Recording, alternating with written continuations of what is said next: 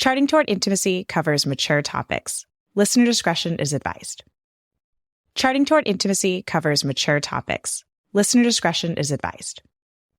Hey there, welcome to Charting Toward Intimacy, where we're expanding the natural family planning conversation. I'm your host, Ellen Holloway.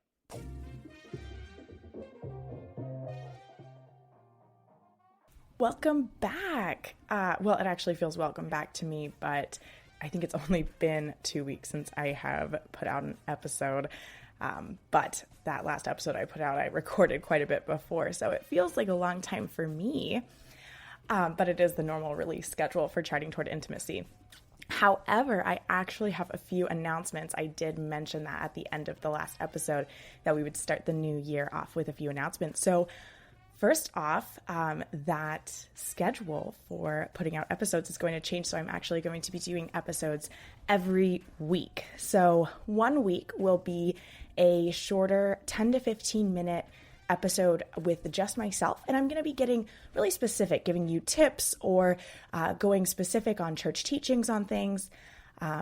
And then the week following that will be the normal format that you've seen for Charting Toward Intimacy episodes. So it's going to be a conversation with someone on a topic. That's going to be a little bit longer format, more like those 30 to 45 minute episodes that you've been seeing. So I'm trying this out. Please let me know what you think. Do you like the shorter episodes? Do you want more of the conversations? Do you have specific topics you want me to cover and research for you? Please reach out. Links are in the show notes, as always. The second announcement that I have before we get started is that I have started a Patreon account. So you can find me patreon.com/charting. And this is a way for you to support me and my work with Charting Toward Intimacy and extending my work out to other areas. There are a couple different tiers to get rewards. Some of those are going to be a monthly Zoom chat with all my patrons, access to a private podcast that I'm going to be starting called Deep Dive. And we're going to dive into church documents on sexuality, chastity, NFP, and, anything kind of in that range. We're going to be starting with Humana Vitae, and that's going to be starting in February. So if you have never heard of Patreon, it's a site where you can support the work I'm doing by signing up for a monthly pledge. So this idea of individuals supporting creators goes back all the way to the early church. Individuals supported people like Michelangelo to paint and sculpt, and architects to build beautiful churches. And while I'm not about to paint for you or build a pretty church or do anything musically, I am working really hard to create great content for you. And I would be so appreciative of your patronage so that I can continue this amazing work. Okay, and with that, let's jump into this week's episode.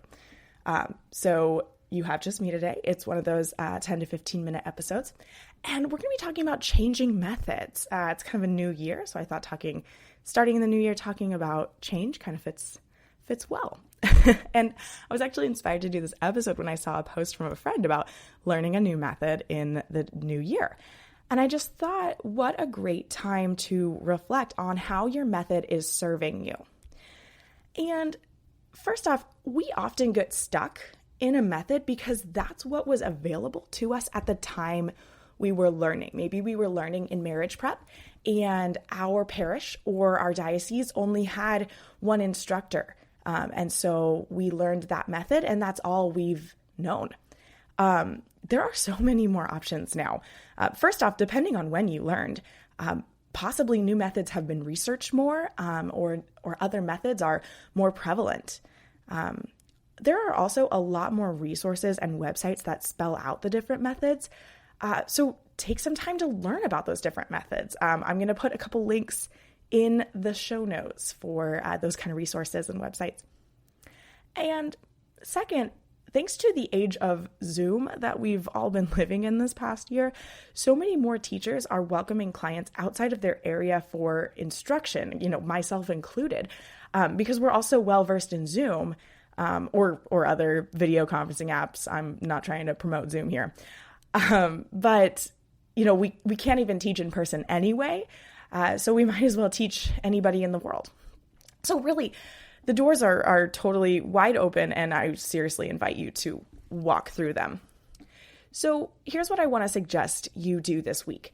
I'm going to list off some questions, and I want you to ask yourself these questions about your method and see how your current method is serving you. Now, I'm not saying you have to switch. If you are loving your method, awesome. I am so grateful that you are loving your method, but not everybody is. So take some time to ask yourself these questions. And I'm going to put all these questions in the show notes too. So don't feel like you need to scribble them down or anything. Okay, so first off, how do I feel overall about NFP? Am I empowered? Am I angry, overwhelmed, too busy to do it well? So fertility awareness is an empowering tool to help us learn more about our bodies and plan our families in conjunction with prayer and discernment. That's what NFP is, fertility awareness plus prayer and discernment.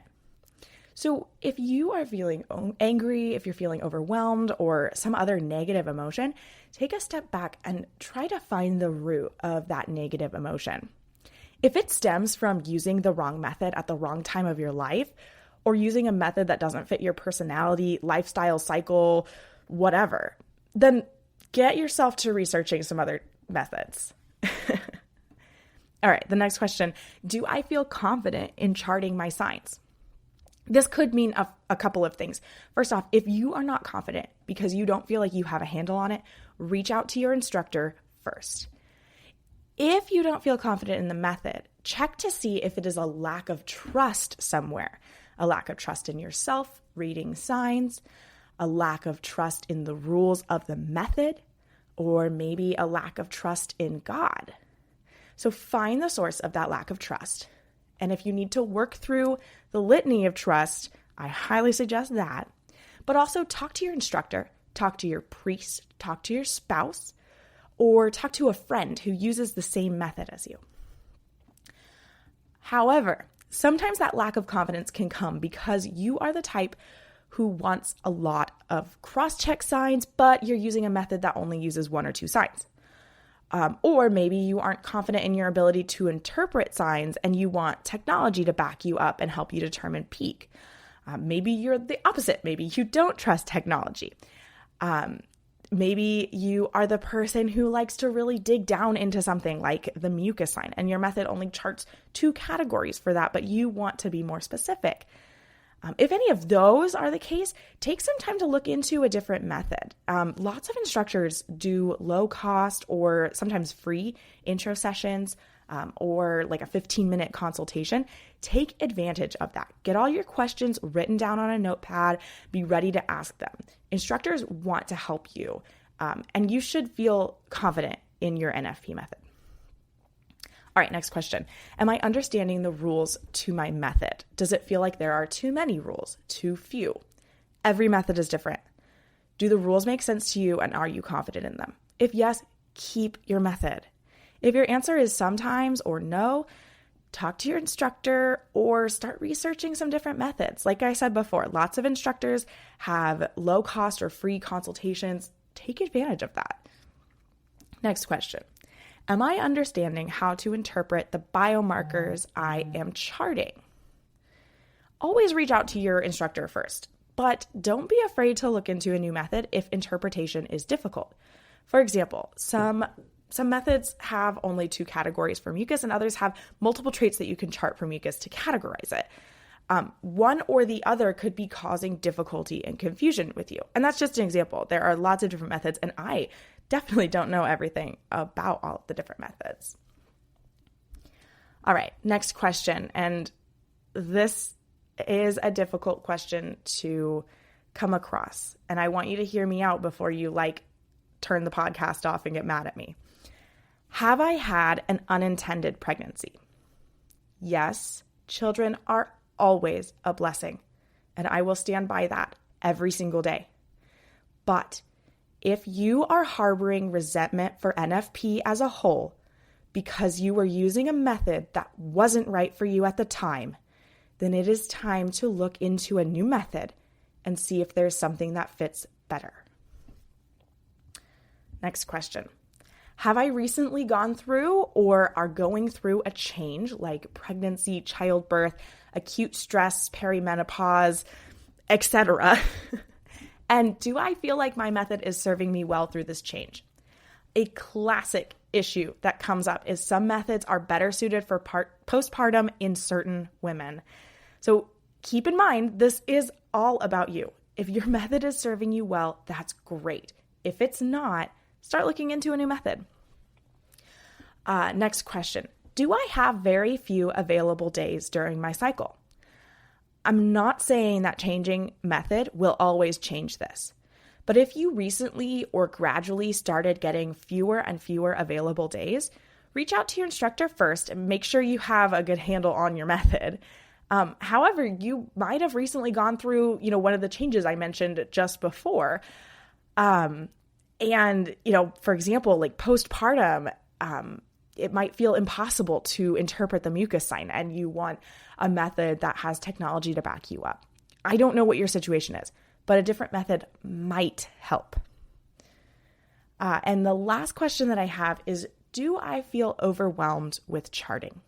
Some methods chart less signs or only have one check per day. If you're feeling overwhelmed by charting multiple signs, look into a method that charts fewer. All right, so let me take a step back after, wow, that was a doozy of questions. I'm not trying to convince you to switch methods. If your method is working, that's awesome. What I really want to convey is that you are not stuck in the method you learned just because that's what you learned. There are multiple different types of methods because everyone is different. We are all beautifully, wonderfully made in God's image, and that image is multifaceted. If we were all supposed to use the same method, God probably would have just created one sign to measure our hormonal fluctuations, but he didn't. There are a bunch of different biomarkers across different methods that have been well researched. Things like mucus, basal body temperature, LH levels in urine, vaginal sensation, electrolyte levels. I also read that there's something about saliva. I don't even know what that is. And there's probably tons more that either haven't been discovered or haven't been fully researched. I mean, honestly, femtech is so cool. I also want to point out a really important part. If NFP were easy, everyone would do it. Learning a fertility awareness-based method takes time and effort. So when you're answering those questions that I had above, if it's just because it's hard, that doesn't necessarily mean you need to change methods. But learning fertility awareness, it takes that time and effort. And once you've learned it, there's still going to be bumps along the road. So just because NFP and the teaching behind it are hard, doesn't mean it's time to switch. If you're struggling with the teachings, that's actually for an entire other episode. Coming soon. I'm going to be going through some of the best church documents and catechism points on the teachings of NFP within a marriage. But what I'm really getting here on this episode is that your method should serve you and your lifestyle. Maybe, for example, when you were newly married, getting up at the same time and taking your temperature worked perfect for your lifestyle. But now you have 3 under 5 and only one of them sleeps through the night. That basal body temperature sign might not be helpful. And actually, you might not be able to fulfill the rules of your method because you're not able to get an accurate basal body temperature. And in that case, you would have fewer available days. For another example, maybe you had really regular cycles, but they're recently looking different. And you want to switch to a method with a medical component that can interpret your chart and intervene medically if needed. Maybe you were more casually avoiding pregnancy for a while, and you now have an incredibly dire reason to avoid and need a method with the highest efficacy rates or lots of cross-checked signs to confirm. All right, the next thing I want to jump into, and this is so important to me because I have personally struggled with this. If money is a reason that you haven't switched to a method that would fit you better, please know that I am so sorry that you are in this position. As I mentioned in a previous episode, finances are the primary reason I didn't learn NFP to start with. This is a space I am incredibly passionate about, and I want to make a change for the better. If something as important as NFP is not accessible to everyone, then the church has a problem. But I also want you to understand that your health, sanity, and marriage are all worth the investment in a method that is right for you. A lot of instructors offer payment plans if the cost up front would be too hard, but would be doable over the course of a few months. Additionally, for methods like Marquette that have a large upfront cost of a monitor, there's Facebook groups that cater to these methods and have members selling used monitors. And you could look at like Facebook Marketplace for things like that. Maybe you want to switch from a method that has something like a monitor. You can sell it and pay for your new instruction. Most of all, I want you to not be afraid to let something as important as NFP take up space in your budget. I honestly think that if someone had told me that, I probably would have felt better about paying for a class. So I'm just going to say it again. Do not be afraid to let something as important as NFP take up space in your budget. All right, so make it a goal for yourself this month. If your answers to any of those questions made you think maybe it's time to check out a new method, then get on it. I'm going to put some links in the show notes to read up on some of the popular methods that are out there from some of my favorite people in the NFP fertility awareness space. So do yourself a favor this year and check out what else is out there if you haven't already. Thank you so much for being here. I wanted to just remind you also about the announcements that I gave at the beginning of the episode. There are now going to be episodes every week. Yay! I'm so excited to be dedicating more time to charting toward intimacy.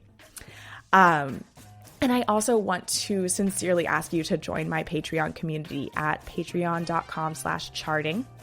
I have some fun stuff that will only be available to my patrons, so check it out and please support this ministry. As always, reach out to me on Instagram or email if you have questions or comments. Links to all of that are in the show notes. Until next time.